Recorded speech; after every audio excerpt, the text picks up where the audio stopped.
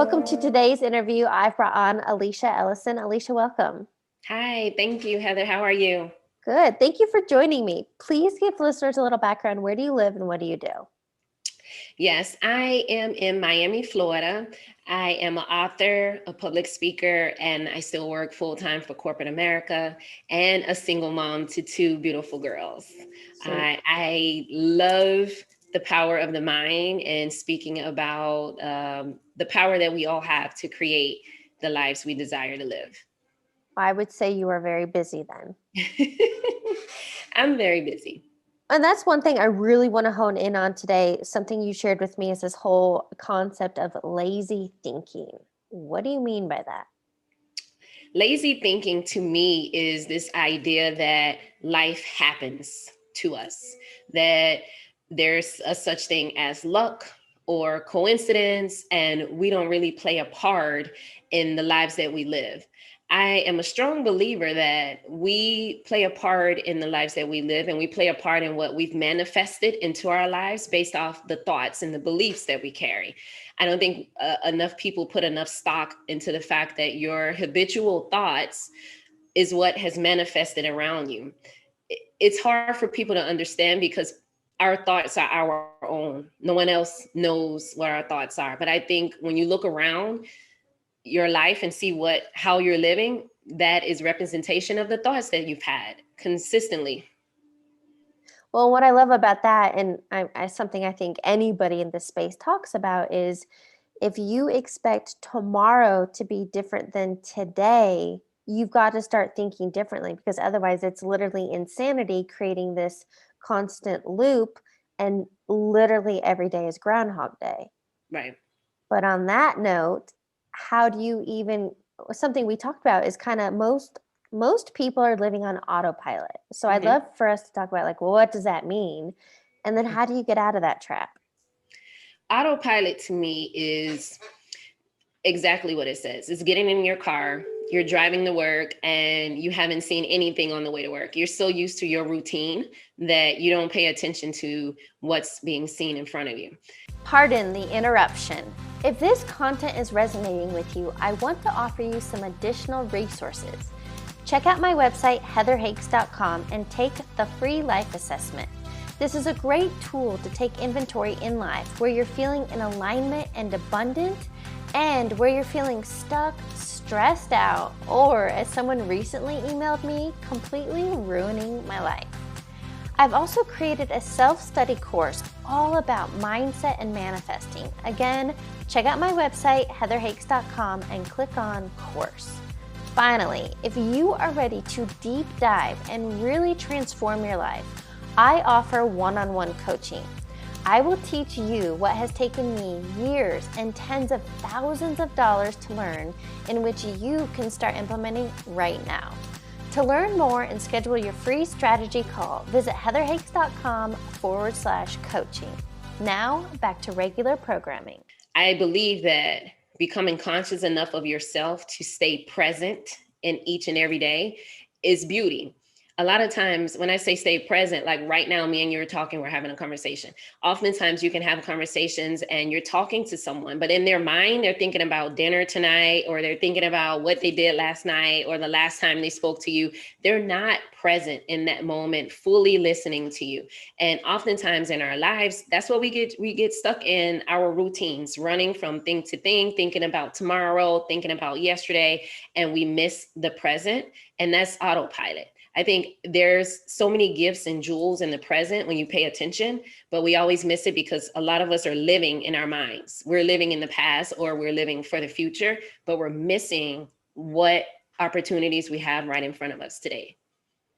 Well, and I think we've all heard this for years, right? I'm, of course, going to butcher it right now, but that one quote saying that yesterday is history, the future isn't promised, the only gift we have now. Okay, I'm totally butchering The gift is it. today. The present Thank is you. today. And I think it's so easy to talk about. And Eckhart Tolle, I think somebody that you study or have listened to, that is his thing. It's the power of the present Yes. moment. But man, that is so hard because I call it future tripping. I'm thinking about, oh my gosh, what am I going to do tomorrow or next week, or trying to plan. And so what that creates is this mental chaos in our head, monkey mind, the anxiety and the stress. So, what do you do, or what do you know or have learned from Eckhart about this staying present? For me, it's a routine. And I start my routine every morning. And so these are things because they're based off me being conscious of me, right? So everybody knows themselves, I would hope. And the goal is to know yourself, right? Because once you know yourself, then you know what you need to put into place to keep yourself present. So for me, I get up every morning, I make sure I exercise, I meditate, I journal. This is a way for me to welcome the day as a new day, as a new journey. I'm leaving yesterday. If I think about tomorrow, it's briefly and it's with positive hopes, not with negativity. A lot of times we think about tomorrow in negative tones and we forget about today. Another thing is we all have triggers. When I say triggers, we go through our day, we may be present, and then as soon as we hear something on the radio, a song that reminds of us, an ex-boyfriend, you start thinking about the ex-boyfriend. Now your present is taken back to that moment. And however long you stay there, you've missed the present. So sometimes I do a present check, which is if I see myself as a trigger, I try to say, okay, what do I see right now? What do I hear right now? What am I smelling right now?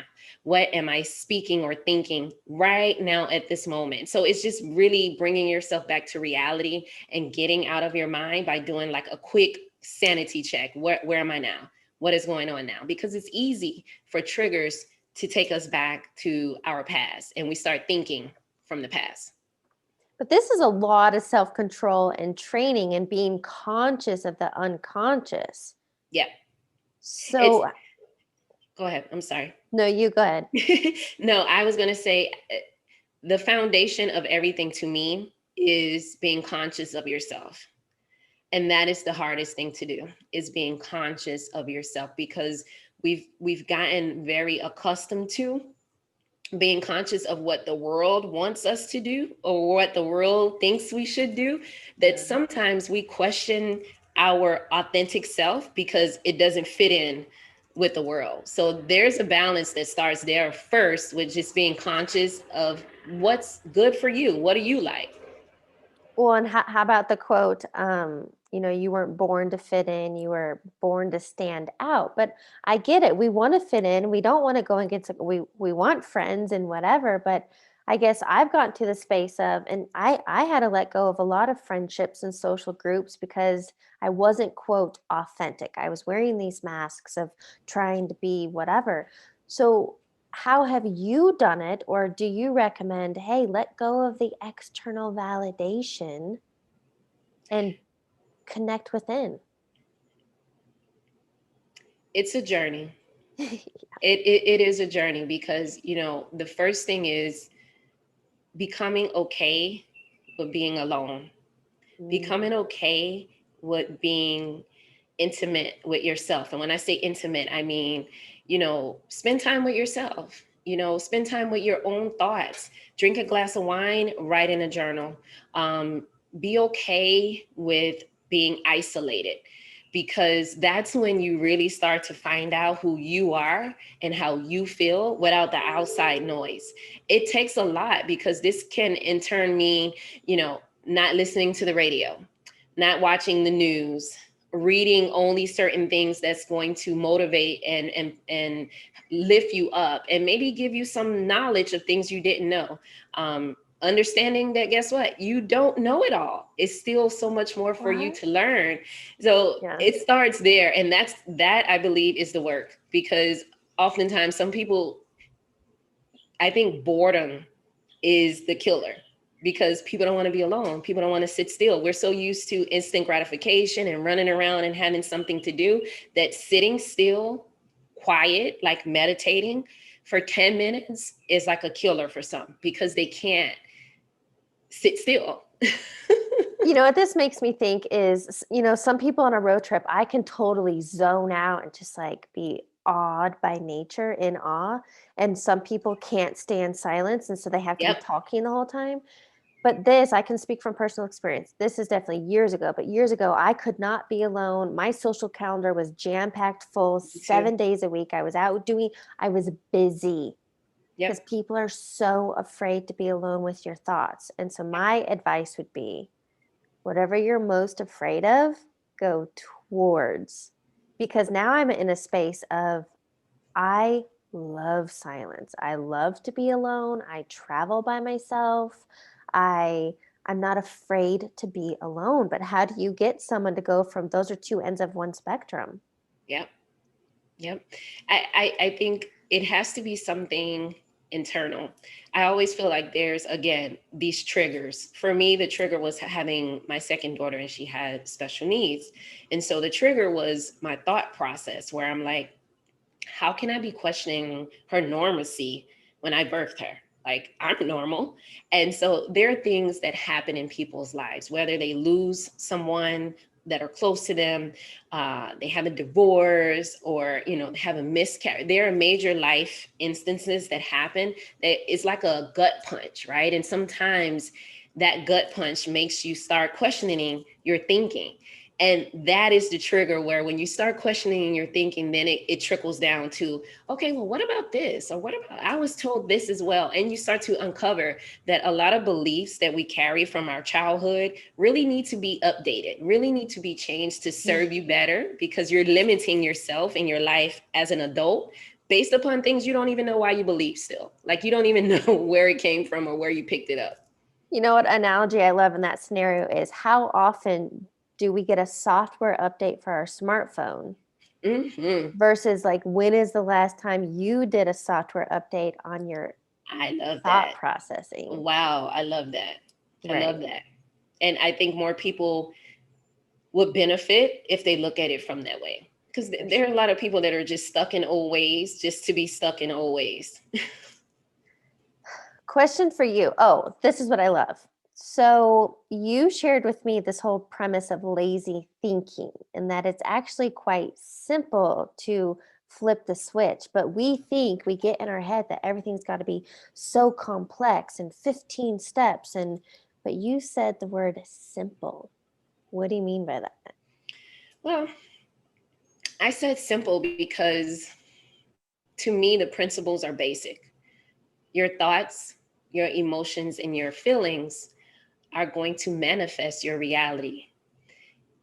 It sounds simple. The concepts are really not rocket science, right? You're not, you don't have to go put together chemicals or do something grand. People that you see that are living life and are happy are not doing something that is extraordinary. They just are thinking positively, speaking positively, and allowing their emotions and feelings to kind of guide them and being true to them. I think it's simple because it puts you in the driver's seat. It makes you be the CEO of you. Like, how do I feel? Regardless of what I'm hearing and everything else, what does Alicia feel? What does Heather feel from within? And when I say within, that's that thing where me and you are having a conversation right now and you say something, and I can say whatever, but inside I feel finicky. I feel anxious. I feel a ball in my stomach. Like, those things are red flags. And it's simple for you to just pay attention to how you're feeling. I think that people make it more difficult by just being stuck in their ways of wanting to believe that things happen to them, things happen for others, not for me. Because of my family or my background, this thing will never happen for me.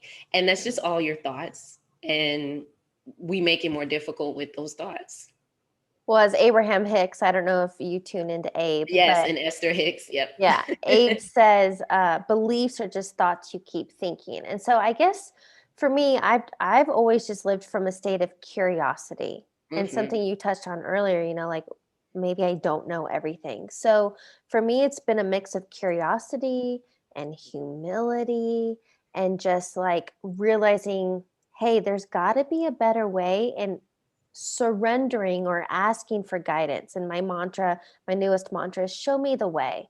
So Yep. realizing like, yes, I want to be in the driver's seat of my own thoughts and conscious awareness and like choosing and creating consciously because I'm aware of it. I'm also willing to let go of that driver's wheel and like take the passenger seat so I can be guided and shown the best.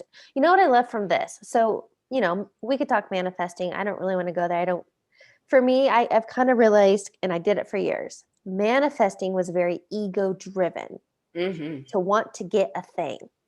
And then I would get the thing, but I was never, you know, I always wanted more. So I've realized this constant desire for more actually stems from a Ego. belief in lack and scarcity. And so that's when I Mm-hmm. stepped into, okay, you know what?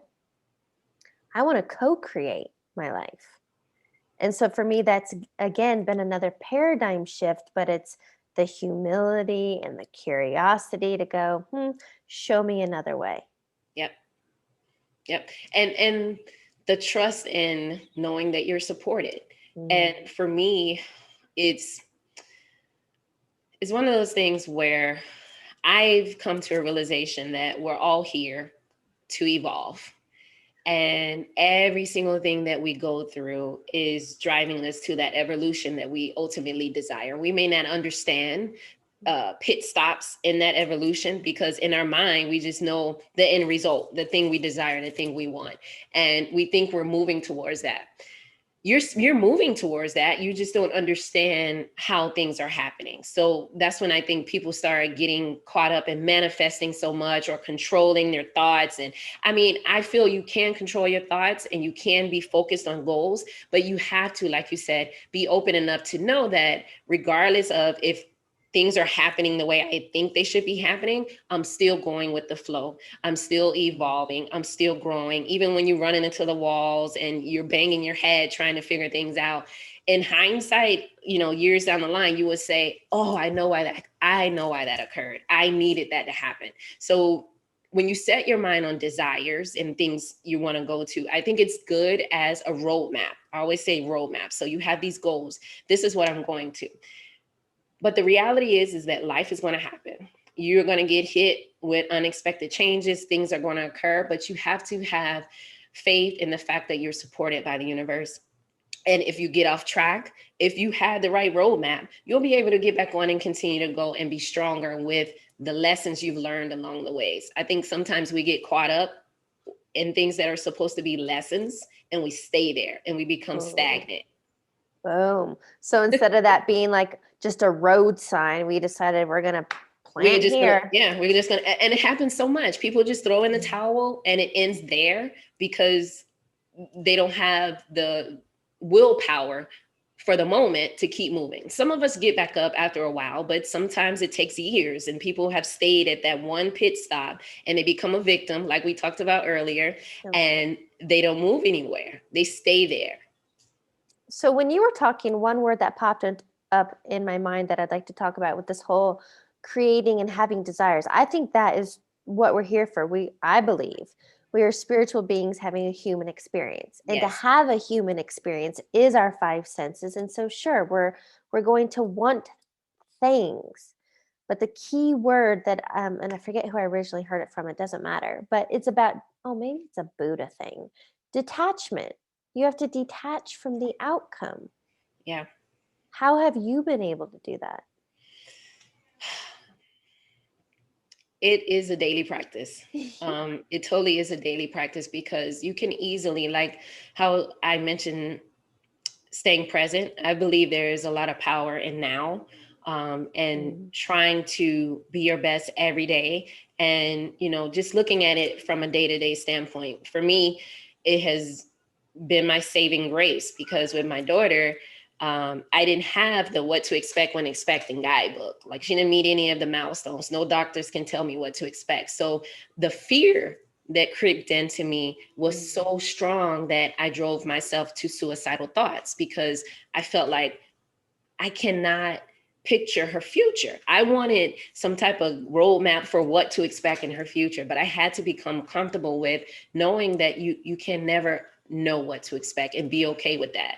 And being okay with that means every single day celebrating what I can today, being grateful for what I can today. I have a grateful journal I write in every night, just to keep me present to what I went through today, and not getting so caught up in the past and the future, because every single day they both are are competing for our attention if we let it. Like every moment you have the potential to have your past creep in and take over, or your future have you chased this thought of I want this so much. But detaching means releasing both of that and just staying in your present moment and keeping focus on what you're trying to do at that moment. What you made me think of there is the mind wants certainty. Oh, yeah. Ego wants certainty, and the way to keep certainty is to keep you in a boring ass box, aka your comfort zone. Yep. But yes, you're right, creating that trust and faith and a knowing that, hey, no matter what presents itself, no matter what this illusion looks like, I will be guided, I will be taken care of. But that is totally, well, it has been for me, an internal battle. Yeah.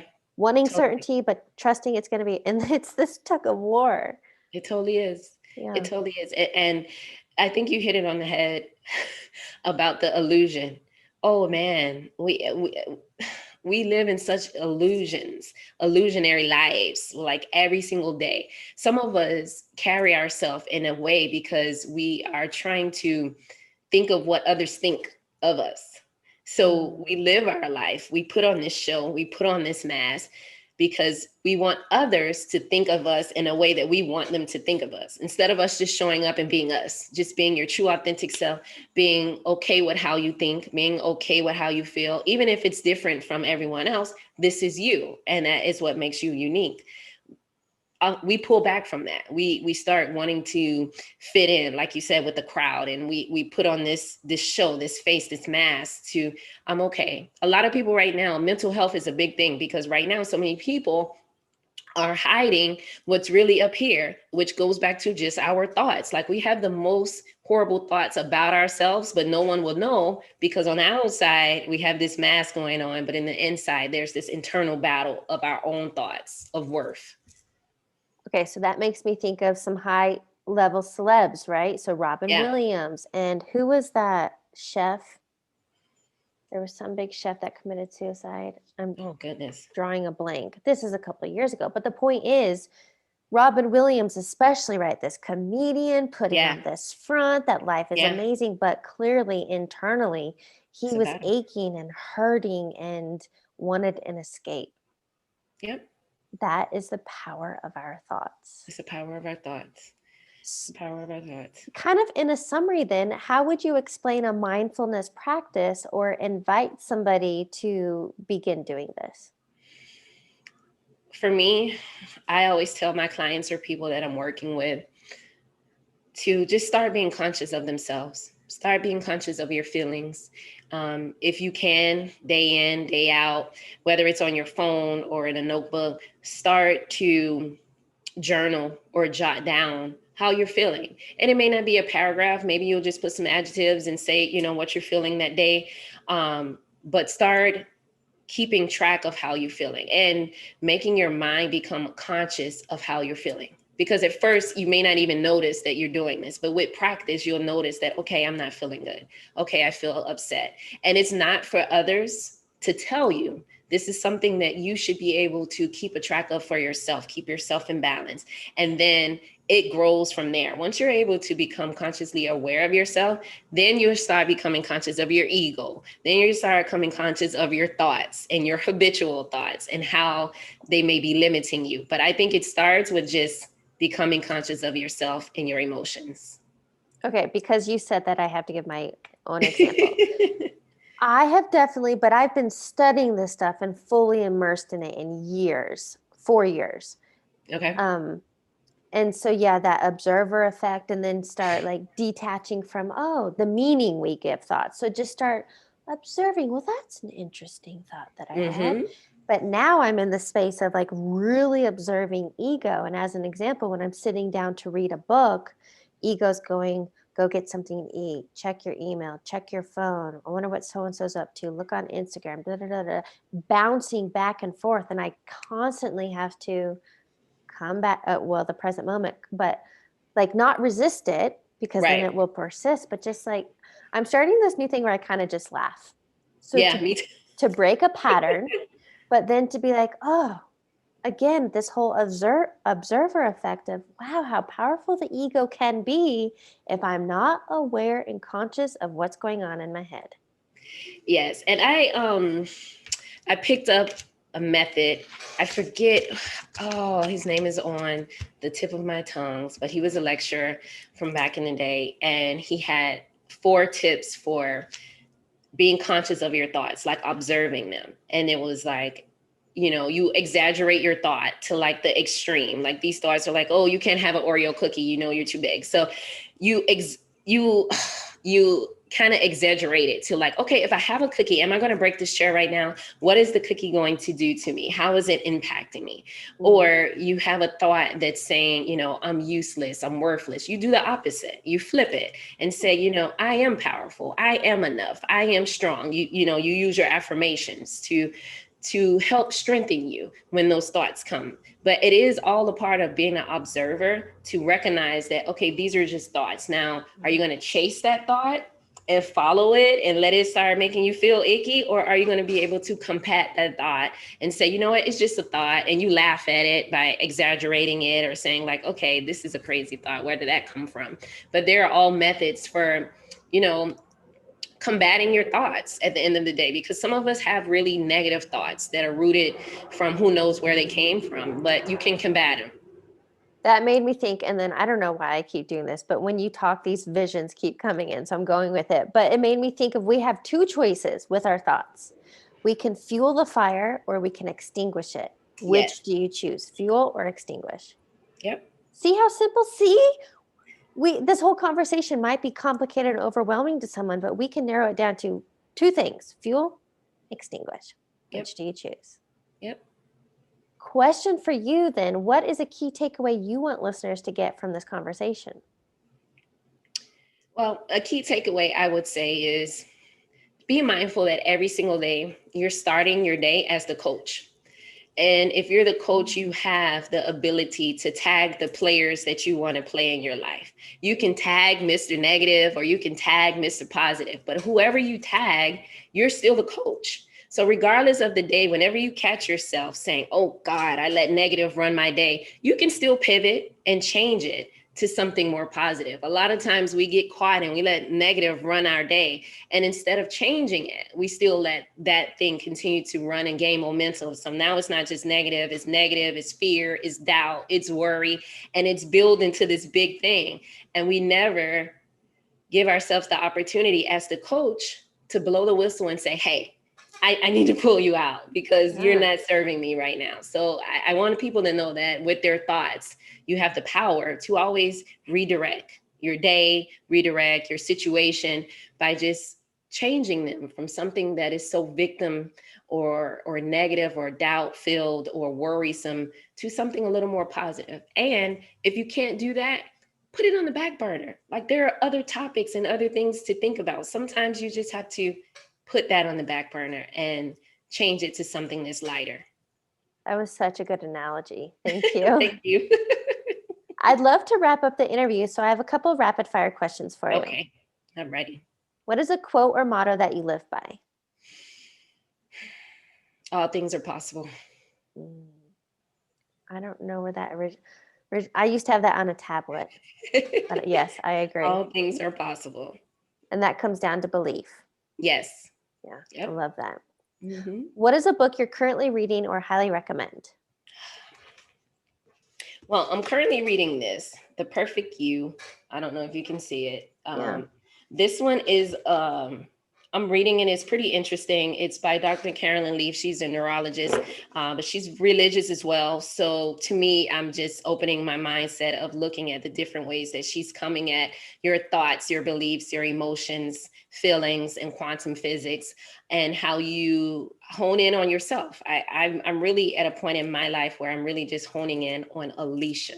What do I need to do to make sure that I'm acting out of love and I'm in the place that I want to be in, regardless of everyone else? So that's something I'm currently reading, and that's the studies that I'm in at this point. I love that. All right, Final question. What advice would you give your younger self?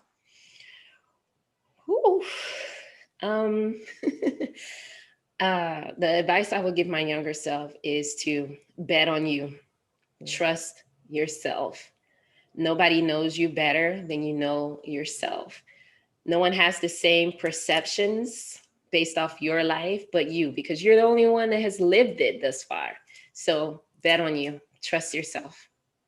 I love that. What a great note to end on. Alicia, thank you so much for joining me. Thank you for having me, Heather. Have a great day.